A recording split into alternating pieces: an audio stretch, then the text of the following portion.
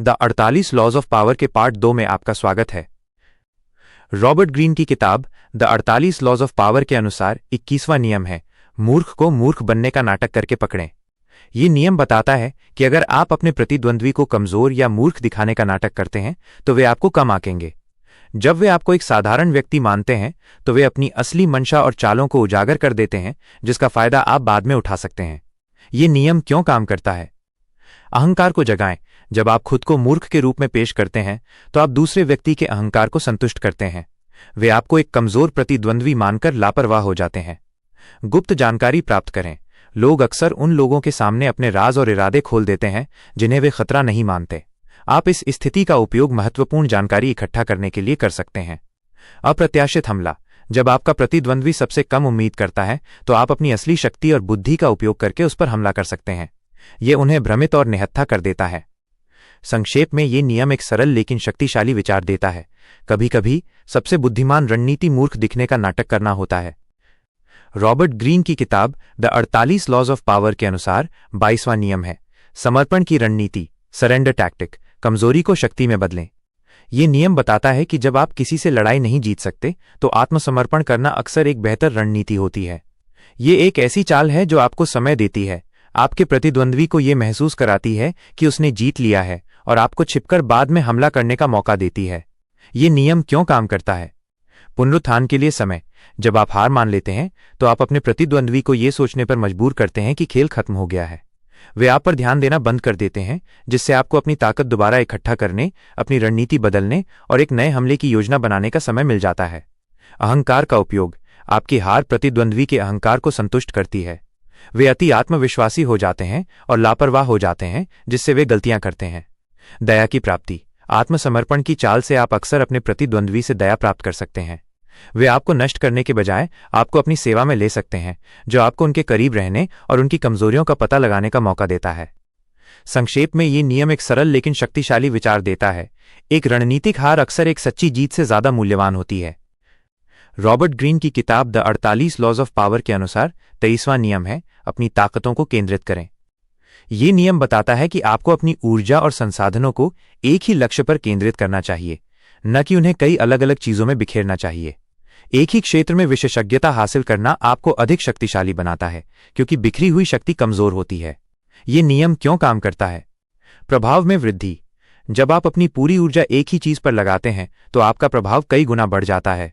आप उस क्षेत्र में अद्वितीय बन जाते हैं और आपके प्रतिद्वंद्वी आपसे मुकाबला नहीं कर पाते।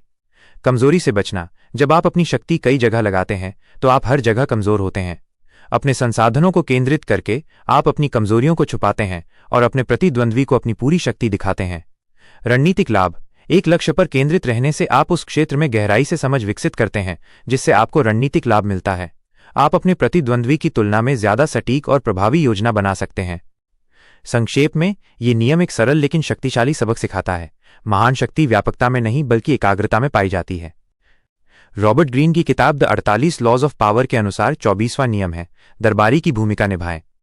यह नियम बताता है कि सत्ता में बैठे लोगों को प्रभावित करने के लिए आपको एक आदर्श दरबारी की तरह व्यवहार करना चाहिए।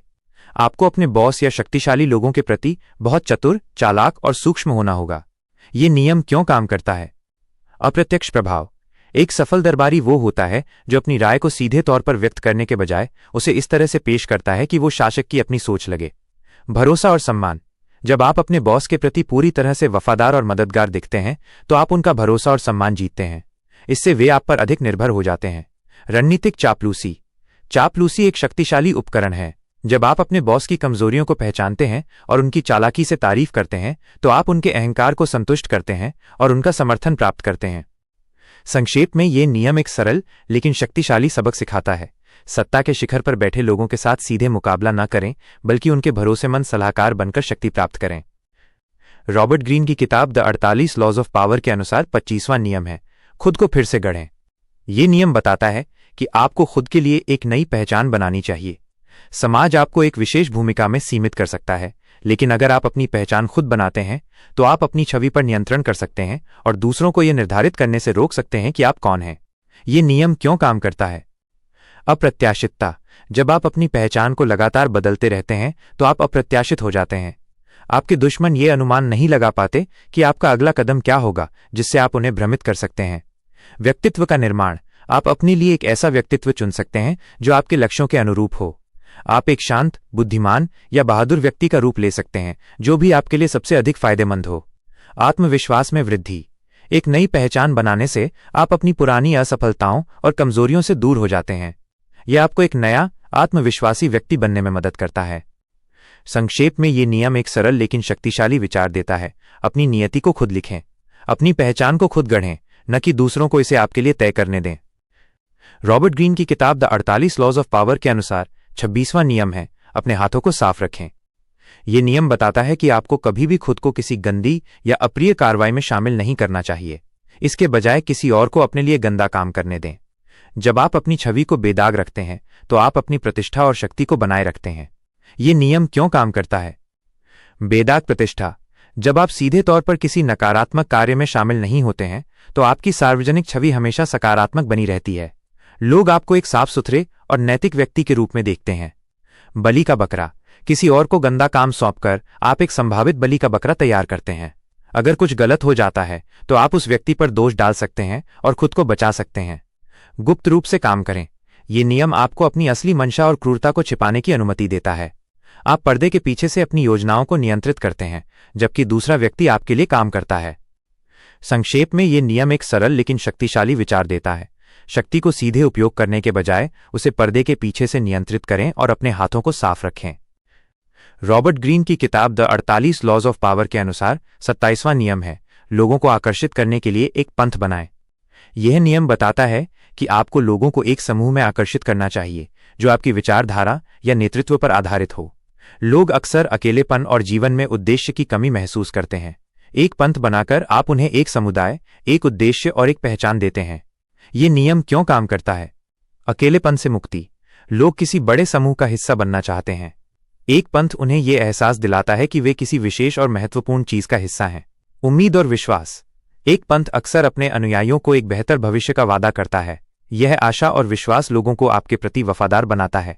अहंकार की संतुष्टि। आप अपने अनुयायियों को यह महसूस कराते हैं कि वे दूसरों से बेहतर या ज्यादा बुद्धिमान हैं, क्योंकि वे आपके पंथ का हिस्सा हैं। यह उनके अहंकार को संतुष्ट करता है और उनकी वफादारी को मजबूत करता है। संक्षेप में ये नियम एक सरल लेकिन शक्तिशाली सबक सिखाता है।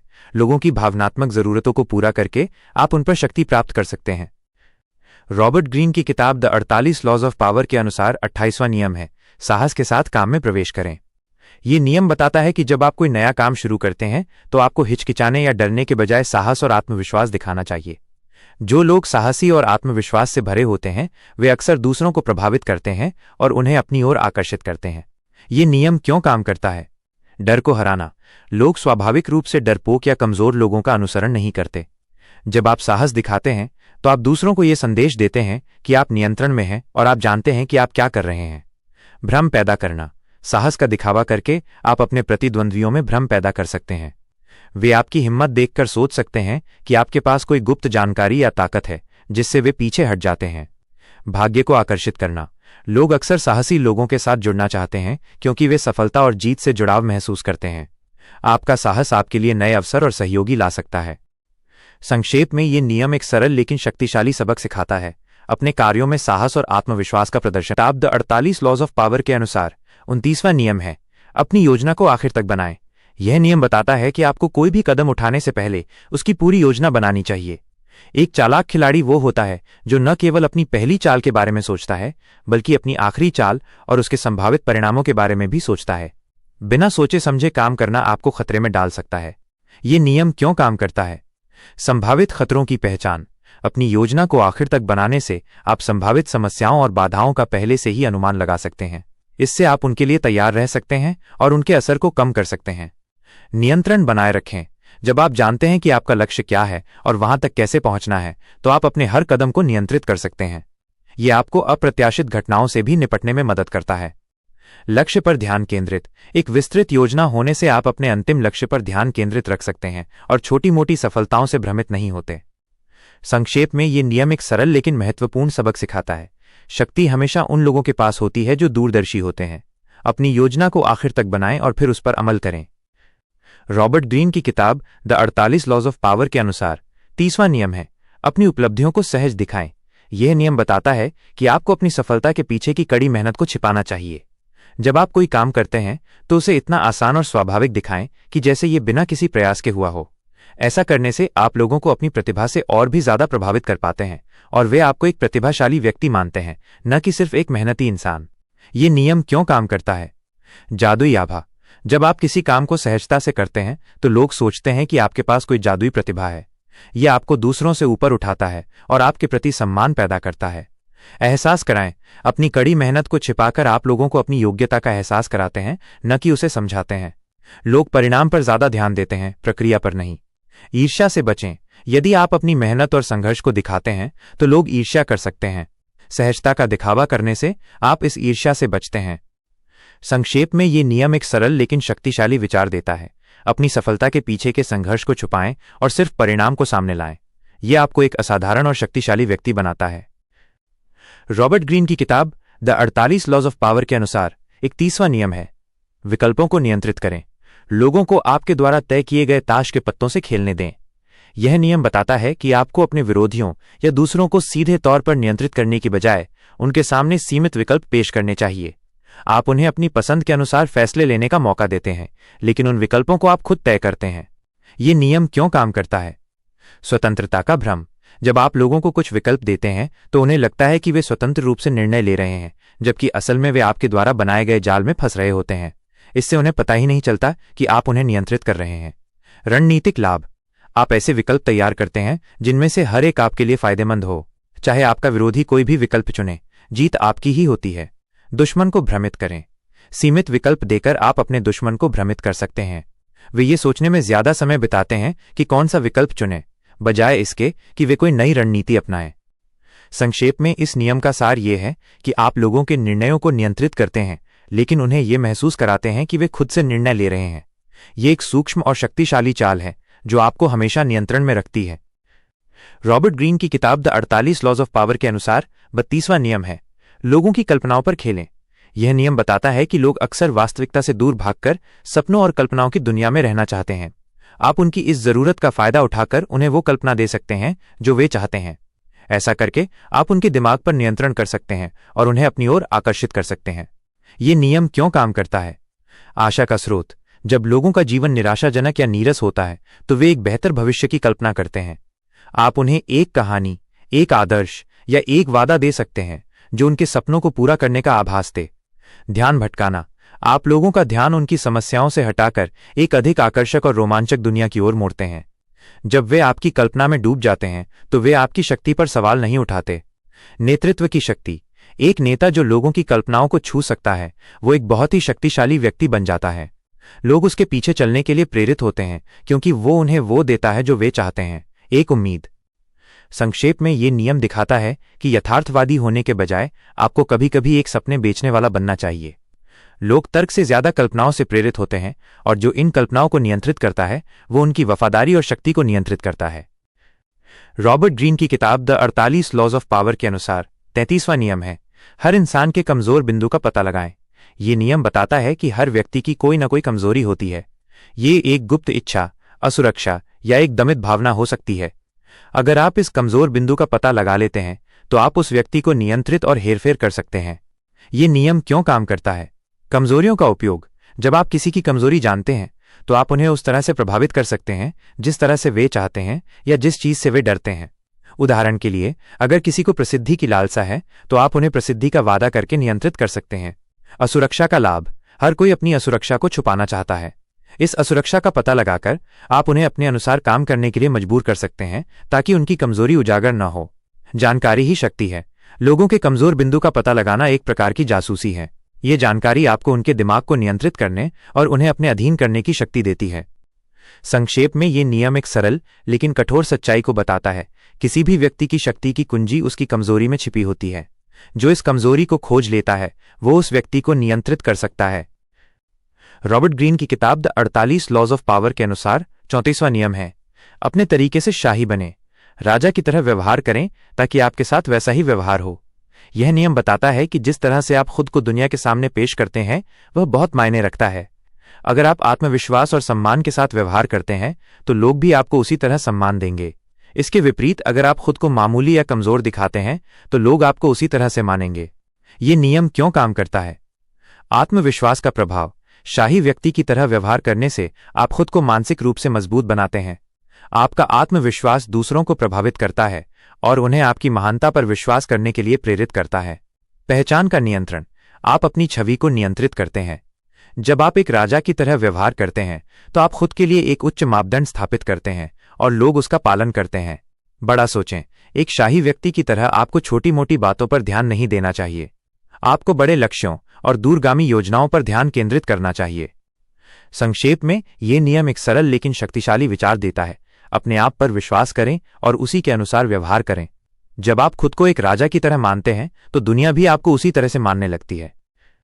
रॉबर्ट ग्रीन की किताब द 48 लॉज ऑफ पावर के अनुसार 35वां नियम है, समय की कला में माहिर बने। यह नियम बताता है कि शक्ति का एक महत्वपूर्ण हिस्सा यह जानना है कि कब काम करना है और कब इंतजार करना है।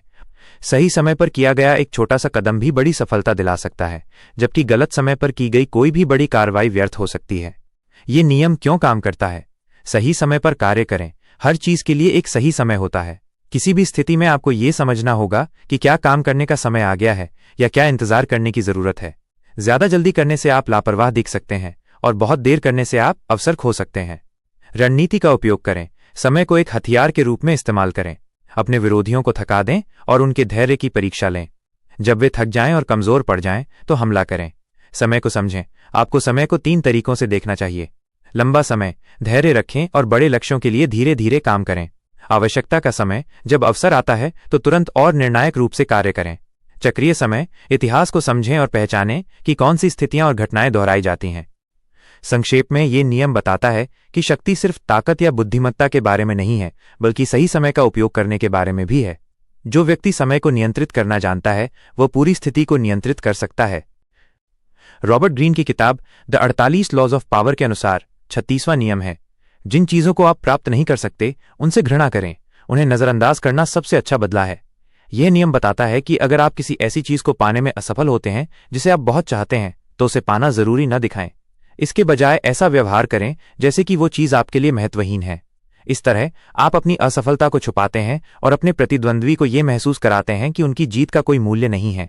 यह नियम क्यों काम करता है? ईर्ष्या से बचें।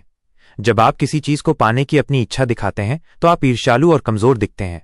उसे नजरअंदाज करके आप ये दिखाते हैं कि आप उससे ऊपर हैं। नियंत्रण बनाए रखें। जब कोई आपको किसी ऐसी चीज से धमकाता है जिसे आप चाहते हैं तो आप कमजोर पड़ जाते हैं। उस चीज को ही महत्वहीन बताकर आप उस व्यक्ति से शक्ति छीन लेते हैं। मानसिक शक्ति। ये नियम आपकी मानसिक शक्ति को मजबूत करता है। ये आपको निराशा से बाहर निकलने और आगे बढ़ने में मदद करता है। संक्षेप में, ये नियम एक सरल लेकिन शक्तिशाली विचार देता है। अगर आप किसी चीज को प्राप्त नहीं कर सकते तो उस पर अपनी इच्छा ना दिखाएं। उसे महत्वहीन बताकर आप उस पर अपना नियंत्रण बनाए रखते हैं और अपनी प्रतिष्ठा की रक्षा करते हैं। रॉबर्ट ग्रीन की किताब द 48 लॉज ऑफ पावर के अनुसार 44वां नियम है, प्रतिबिंब प्रभाव से निहत्था और क्रोधित करें। यह नियम बताता है कि आपको अपने प्रतिद्वंद्वी के व्यवहार को गुप्त रूप से प्रतिबिंबित करना चाहिए। जब आप वही काम करते हैं जो आपका दुश्मन करता है तो वे भ्रमित हो जाते हैं और अपनी अगली चाल के बारे में सोच नहीं पाते। इस रणनीति से आप अपने दुश्मन को निहत्था कर सकते हैं। इस नियम 36वां नियम, जिन चीजों को आप प्राप्त नहीं कर सकते उनसे घृणा करें। उन्हें नजरअंदाज करना सबसे अच्छा बदला है। यह नियम बताता है कि अगर आप किसी ऐसी चीज को पाने में असफल होते हैं जिसे आप बहुत चाहते हैं तो उसे पाना जरूरी ना दिखाएं। इसके बजाय ऐसा व्यवहार करें जैसे कि वो चीज आपके लिए महत्वहीन है। इस तरह आप अपनी असफलता को छुपाते हैं और अपने प्रतिद्वंद्वी को यह महसूस कराते हैं कि उनकी जीत का कोई मूल्य नहीं है। यह नियम क्यों काम करता है? ईर्ष्या से बचें। जब आप किसी चीज को पाने की अपनी इच्छा दिखाते हैं तो आप ईर्ष्यालु और कमजोर दिखते हैं। उसे नजरअंदाज करके आप ये दिखाते हैं कि आप उससे ऊपर हैं। नियंत्रण बनाए रखें। जब कोई आपको किसी ऐसी चीज से धमकाता है जिसे आप चाहते हैं तो आप कमजोर पड़ जाते हैं। उस चीज को ही महत्वहीन बताकर आप उस व्यक्ति से शक्ति छीन लेते हैं। मानसिक शक्ति। ये नियम आपकी मानसिक शक्ति को मजबूत करता है। यह आपको निराशा से बाहर निकलने और आगे बढ़ने में मदद करता है। 37वां नियम, मनोरंजक तमाशे बनाएं। यह नियम बताता है कि लोग अक्सर दिखावे और तमाशे से प्रभावित होते हैं। शब्दों की तुलना में दृश्य ज्यादा शक्तिशाली होते हैं। एक प्रभावी नेता या शक्तिशाली व्यक्ति वो होता है जो अपनी शक्ति और महानता को एक आकर्षक और भव्य तमाशे के रूप में पेश कर सकता है, जो लोगों का ध्यान खींचता है और उन्हें मंत्रमुग्ध कर देता है। ये नियम क्यों काम करता है? भावनाओं को प्रभावित करें। एक तमाशा लोगों की भावनाओं पर सीधा असर डालता है। यह उन्हें प्रेरित कर सकता है, डरा सकता है या उनमें उत्साह भर सकता है। ध्यान आकर्षित करें। जब आप एक शानदार तमाशा बनाते हैं तो आप सभी की नजरों में आ जाते हैं। लोग आपके प्रदर्शन को देखने के लिए उत्सुक होते हैं, जिससे आपकी शक्ति बढ़ती है। यादगार बने। एक अच्छी तरह से किया गया प्रदर्शन लंबे समय तक लोगों के मन में रहता है।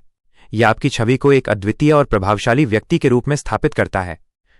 38वां नियम, अपनी पसंद के अनुसार सोचें लेकिन दूसरों की तरह व्यवहार करें। यह नियम बताता है कि आपको अपने विचारों को स्वतंत्र और मौलिक रखना चाहिए, लेकिन अपने व्यवहार में लोगों के सामाजिक मानदंडों का पालन करना चाहिए। अगर आप अपनी सोच को खुले तौर पर दिखाते हैं जो दूसरों से अलग है, तो लोग आपको अजीब या विद्रोही मानेंगे, जिससे आप समाज से अलग थलग पड़ सकते हैं। ये नियम क्यों काम करता है? बुद्धिमत्ता को छिपाएं। अगर आप बहुत ज्यादा बुद्धिमान या अलग दिखते हैं तो लोग आपसे ईर्ष्या कर सकते हैं या आपको खतरा मान सकते हैं। अपनी बुद्धि को छुपाकर आप बिना किसी विरोध के आगे बढ़ सकते हैं। लोगों से जुड़ें। दूसरों की तरह व्यवहार करने से आप उनके साथ आसानी से घुल मिल सकते हैं। इससे आप उनके राज और इरादों के बारे में जानकारी इकट्ठा कर सकते हैं, जैसा कि 14वें नियम में बताया गया है। सुरक्षित रहें। समाज के मानदंडों का पालन करने से आप अनावश्यक आलोचना और टकराव से बचते हैं। यह आपको गुप्त रूप से काम करने और अपनी असली योजनाओं को छिपाने की अनुमति देता है। 39वां नियम, मछली पकड़ने के लिए पानी को हिलाएं। यह नियम बताता है कि जब आप किसी संघर्ष में होते हैं तो जानबूझकर अराजकता और भ्रम की स्थिति पैदा करें।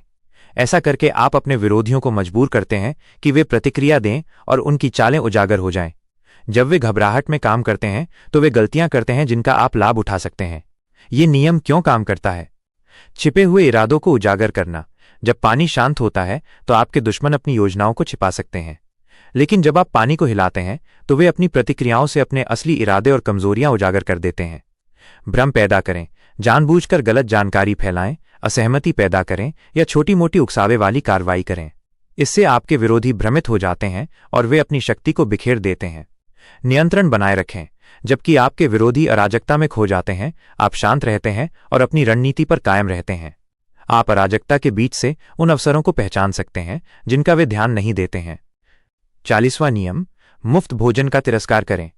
यह नियम बताता है कि आपको कोई भी चीज मुफ्त में स्वीकार नहीं करनी चाहिए। हर चीज की एक कीमत होती है और मुफ्त में मिली चीजें अक्सर छिपे हुए दायित्वों या एहसानों के साथ आती हैं। इन एहसानों को स्वीकार करके आप किसी के ऋणी बन जाते हैं, जिससे आपकी स्वतंत्रता और शक्ति कम हो जाती है। ये नियम क्यों काम करता है? स्वतंत्रता बनाए रखें। जब आप किसी से कुछ मुफ्त में लेते हैं तो आप अनजाने में उनके प्रति एक दायित्व बना लेते हैं।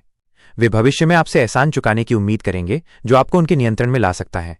आत्मसम्मान। जो लोग मुफ्त में चीजें स्वीकार करते हैं वे अक्सर कमजोर और आश्रित दिखते हैं। जब आप हर चीज के लिए भुगतान करते हैं तो आप अपनी आत्मनिर्भरता और शक्ति का प्रदर्शन करते हैं। छिपी हुई शर्तें। जो चीजें मुफ्त में दी जाती हैं वे अक्सर एक जाल होती हैं। उनमें ऐसी शर्तें हो सकती हैं जो आपके लिए नुकसानदायक हों। 41वां नियम, एक महान व्यक्ति के जूते में कदम रखने से बचें। यह नियम बताता है कि आपको किसी बहुत सफल या महान व्यक्ति के बाद उसका स्थान लेने से बचना चाहिए। ऐसे व्यक्ति की विरासत और प्रतिष्ठा इतनी बड़ी होती है कि आप हमेशा उसकी तुलना में छोटे महसूस करेंगे। लोग हमेशा आपकी तुलना उससे करेंगे और आप शायद ही कभी उसके स्तर तक पहुंच पाएंगे। ये नियम क्यों काम करता है? असंभव अपेक्षाएं। एक महान व्यक्ति के उत्तराधिकारी के रूप में आपसे भी उसी स्तर की सफलता की उम्मीद की जाएगी। इन उम्मीदों को पूरा करना लगभग असंभव होता है और आपकी हर असफलता को उजागर किया जाएगा। अपनी खुद की पहचान बनाएं, इसके बजाय अपनी खुद की विरासत बनाएं। अपनी सफलता को अपने दम पर हासिल करें ताकि आपको किसी और की छाया में न रहना पड़े। यह आपको अधिक सम्मान और स्थायी शक्ति देगा। इतिहास से सबक। इतिहास ऐसे कई उदाहरणों से भरा है जहां महान नेताओं के उत्तराधिकारी असफल रहे क्योंकि वे अपने पूर्ववर्ती की विरासत के बोझ तले दब गए। 42वां नियम, गडरिये पर प्रहार करो और भेड़ें बिखर जाएंगी। ये नियम बताता है कि किसी भी समूह को हराने का सबसे प्रभावी तरीका उसके नेता पर हमला करना है। जब आप नेता को हटा देते हैं तो समूह दिशाहीन हो जाता है और बिखर जाता है। ऐसा इसलिए होता है क्योंकि समूह की ताकत उसके मुखिया की रणनीति, साहस और एकजुटता बनाए रखने की क्षमता पर निर्भर करती है। ये नियम क्यों काम करता है? प्रमुख व्यक्ति को हटाएं। एक समूह में कुछ ही लोग वास्तव में महत्वपूर्ण होते हैं। अगर आप उन लोगों को पहचान लेते हैं और उन्हें हटा देते हैं तो पूरा समूह कमजोर हो जाता है। भ्रम और अराजकता। नेता के न होने पर समूह में भ्रम और अराजकता फैल जाती है। लोग ये तय नहीं कर पाते कि आगे क्या करना है और वे आपस में लड़ने लगते हैं। कमजोर को निशाना बनाएं। भीड़ को नियंत्रित करने की कोशिश करने के बजाय आप एक व्यक्ति को निशाना बनाते हैं। ये ज्यादा प्रभावी और कुशल होता है। 43वां नियम, लोगों के दिल और दिमाग पर काम करें। ये नियम बताता है कि अगर आप लोगों को नियंत्रित करना चाहते हैं तो सिर्फ तर्क या बल का उपयोग करना पर्याप्त नहीं है। आपको उनकी भावनाओं और विचारों को प्रभावित करना होगा। लोगों के दिल और दिमाग पर काम करके आप उन्हें अपनी इच्छा से काम करने के लिए प्रेरित कर सकते हैं, बजाय इसके कि आप उन्हें मजबूर करें। ये नियम क्यों काम करता है? अहंकार और भावनाओं का उपयोग। लोग अक्सर तार्किक होने के बजाय भावनात्मक रूप से निर्णय लेते हैं। आप उनकी भावनाओं जैसे कि उनके सपनों, डर या गौरव का उपयोग करके उन्हें नियंत्रित कर सकते हैं। व्यक्तित्व को ढालें। अपनी छवि को ऐसा बनाएं जो लोगों के दिलों और दिमागों को छू जाए। एक ऐसा नेता बने जो सहानुभूतिपूर्ण, विश्वसनीय और दूरदर्शी लगे। गुप्त रूप से प्रभावित करें। लोगों को यह महसूस कराएं कि आपके विचार उनके खुद के हैं। उन्हें सीधे तौर पर कुछ कहने के बजाय उन्हें इस तरह से प्रभावित करें कि वे खुद ही उस निष्कर्ष पर पहुंचें जो आप चाहते हैं। 44वां नियम, प्रतिबिंब प्रभाव से निहत्था और क्रोधित करें। यह नियम बताता है कि आपको अपने प्रतिद्वंद्वी के व्यवहार को गुप्त रूप से प्रतिबिंबित करना चाहिए। जब आप वही काम करते हैं जो आपका दुश्मन करता है तो वे भ्रमित हो जाते हैं और अपनी अगली चाल के बारे में सोच नहीं पाते। इस रणनीति से आप अपने दुश्मन को निहत्था कर सकते हैं और उन्हें गुस्से में आकर गलतियां करने के लिए मजबूर कर सकते हैं। यह नियम क्यों काम करता है? भ्रम पैदा करें। जब कोई व्यक्ति देखता है कि उसकी चालों को उसी के खिलाफ इस्तेमाल किया जा रहा है तो वो भ्रमित हो जाता है। वे सोचने लगते हैं कि क्या उन्हें धोखा दिया जा रहा है या उनका प्रतिद्वंद्वी उनकी योजनाओं को जानता है। नियंत्रण बनाएं। आप अपने दुश्मन की चालों को नियंत्रित करते हैं क्योंकि वे केवल आपकी प्रतिक्रियाओं पर प्रतिक्रिया दे रहे होते हैं। यह आपको ऊपरी हाथ देता है। अहंकार को चोट पहुंचाएं। अपने दुश्मन की चालों को प्रतिबिंबित करके आप उनके अहंकार को चोट पहुंचाते हैं। ये उन्हें गुस्से में भर देता है और वे बिना सोचे समझे काम करते हैं, जिससे वे गलतियां करते हैं। 45वां नियम, परिवर्तन की आवश्यकता का प्रचार करें, लेकिन एक बार में बहुत अधिक बदलाव न करें। यह नियम बताता है कि लोग बदलाव के लिए उत्सुक होते हैं, लेकिन वे अपनी पुरानी आदतों और दिनचर्या से बहुत ज्यादा जुड़ जाते हैं। अगर आप एक बार में बहुत ज्यादा बदलाव करते हैं तो लोग डर और अनिश्चितता महसूस कर सकते हैं, जिससे वे आपके खिलाफ हो सकते हैं। इसलिए आपको बदलाव की जरूरत का प्रचार करना चाहिए, लेकिन उसे धीरे धीरे लागू करना चाहिए। यह नियम क्यों काम करता है? असुरक्षा का सामना करें।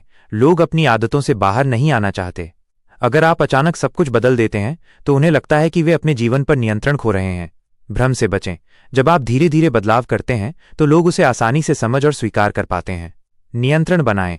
धीरे धीरे बदलाव लागू करके आप प्रतिक्रियाओं का मूल्यांकन कर सकते हैं और उसके अनुसार अपनी रणनीति में सुधार कर सकते हैं। यह आपको पूरी प्रक्रिया पर नियंत्रण बनाए रखने की अनुमति देता है।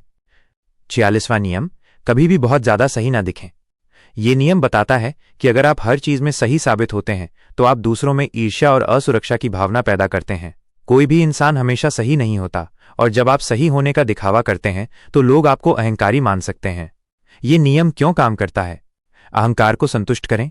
लोगों को गलती करने दें। अगर आप हर बार उन्हें यह बताते हैं कि वे गलत हैं तो उनका अहंकार आहत होगा और वे आपसे नाराज हो सकते हैं। ईर्ष्या से बचें। दूसरों से ज्यादा सही होने से आप उनके लिए एक खतरा बन जाते हैं। वे आपकी आलोचना कर सकते हैं या आपके खिलाफ साजिश रच सकते हैं। रणनीतिक रूप से गलती करें। कभी कभी जानबूझकर एक छोटी सी गलती करें। यह आपको ज्यादा मानवीय और कम डराने वाला बनाता है। ये दूसरों को ये सोचने पर मजबूर करता है कि वे आपसे बेहतर हैं, जिससे वे अपने बचाव को कमजोर कर देते हैं। 47वां नियम, उस बिंदु को न पार करें जिस पर आपने विजय प्राप्त कर ली है। यह नियम बताता है कि जब आप किसी लक्ष्य को हासिल कर लेते हैं तो आपको वहीं रुक जाना चाहिए और अपनी जीत का आनंद लेना चाहिए। अगर आप बहुत ज्यादा आगे बढ़ते हैं तो आप अपनी विजय को खतरे में डाल सकते हैं। सफलता के बाद अक्सर अहंकार और अति आत्मविश्वास आ जाता है, जिससे आप गलतियां कर सकते हैं और आपके दुश्मन आपसे ईर्ष्या करने लगते हैं। यह नियम क्यों काम करता है? अति का अंतः जब आप एक लक्ष्य को हासिल कर लेते हैं तो अगला कदम उठाने से पहले रुकना और स्थिति का मूल्यांकन करना महत्वपूर्ण होता है। ज्यादा लालची होने से आप अपनी जीत को खो सकते हैं। दुश्मन पैदा ना करें। जब आप बहुत ज्यादा सफल होते हैं तो लोग आपसे ईर्ष्या करने लगते हैं। अगर आप रुक जाते हैं तो आप उन्हें शांत कर सकते हैं, लेकिन अगर आप आगे बढ़ते रहते हैं तो वे आपके खिलाफ एकजुट हो सकते हैं। नियंत्रण बनाएं। विजय के बाद अपनी शक्ति को समेकित करना महत्वपूर्ण है, न कि उसे बिखेरना। अपनी जीत को एक मजबूत आधार के रूप में उपयोग करें, न कि अगली लड़ाई के लिए एक मंच के रूप में। 48वां नियम, रूपहीनता, फॉर्मलेसनेस को अपनाएं। यह नियम बताता है कि आपको किसी भी एक निश्चित रूप, आकार या योजना में नहीं रहना चाहिए। जब आप रूपहीन होते हैं तो आपके प्रतिद्वंद्वी आपके अगले कदम का अनुमान नहीं लगा पाते। आप पानी की तरह हो जाते हैं जो किसी भी आकार में ढल सकता है और किसी भी बाधा के चारों ओर बह सकता है। ये नियम क्यों काम करता है? अप्रत्याशितता। यदि आपके पास कोई निश्चित योजना नहीं है तो आपके दुश्मन आपके खिलाफ कोई योजना नहीं बना पाते। आप अपनी रणनीति को लगातार बदलते रहते हैं, जिससे वे भ्रमित और असहाय महसूस करते हैं। लचीलापन। एक निश्चित रूप में रहने से आप कठोर हो जाते हैं। रूपहीनता आपको लचीलापन देती है, जिससे आप किसी भी परिस्थिति के अनुसार ढल सकते हैं। गुप्त रूप से काम करें। जब आपकी कोई निश्चित पहचान या रूप नहीं होता तो आप गुप्त रूप से काम कर सकते हैं और अपने असली इरादों को छिपा सकते हैं। रॉबर्ट ग्रीन की किताब द 48 लॉज ऑफ पावर का सार यह है कि शक्ति प्राप्त करने, बनाए रखने और उसे बचाने के लिए आपको मानव स्वभाव को समझना होगा। इस किताब का मुख्य निष्कर्ष ये है कि दुनिया अक्सर एक क्रूर खेल का मैदान होती है और जीवित रहने के लिए आपको सीधे और ईमानदार होने के बजाय रणनीतिक और चालाक होना पड़ता है। प्रमुख निष्कर्ष। सतर्क रहें। कभी भी किसी पर आंख बंद करके भरोसा न करें। हर कोई अपने स्वार्थ के लिए काम करता है और आपको इसे समझना चाहिए। दिखावे पर ध्यान दें। लोग अक्सर दिखावे और दिखावटी बातों से प्रभावित होते हैं, न कि सच्चाई से। आपको अपनी प्रतिष्ठा और सार्वजनिक छवि को बहुत सावधानी से बनाना चाहिए। भावनात्मक बने, तर्कसंगत नहीं। लोग अक्सर भावनाओं से प्रेरित होते हैं। आपको उनकी भावनाओं पर खेलना सीखना चाहिए, बजाय इसके कि आप सिर्फ तर्क का उपयोग करें। स्वतंत्रता बनाए रखें। हमेशा अपनी स्वतंत्रता को बनाए रखें और किसी के प्रति पूरी तरह से प्रतिबद्ध न हों। जब आप अपनी स्वतंत्रता को खो देते हैं तो आप अपनी शक्ति खो देते हैं। सीखते रहें। ये नियम सिर्फ दूसरों को हेरफेर करने के लिए नहीं है, बल्कि खुद को बचाने और दुनिया में कैसे काम करना है ये सीखने के लिए भी हैं। ये किताब ये नहीं कहती कि आप एक अच्छे इंसान बने या एक बुरे इंसान, बल्कि ये बताती है कि लोग कैसे काम करते हैं और आपको शक्ति के खेल में कैसे जीतना है।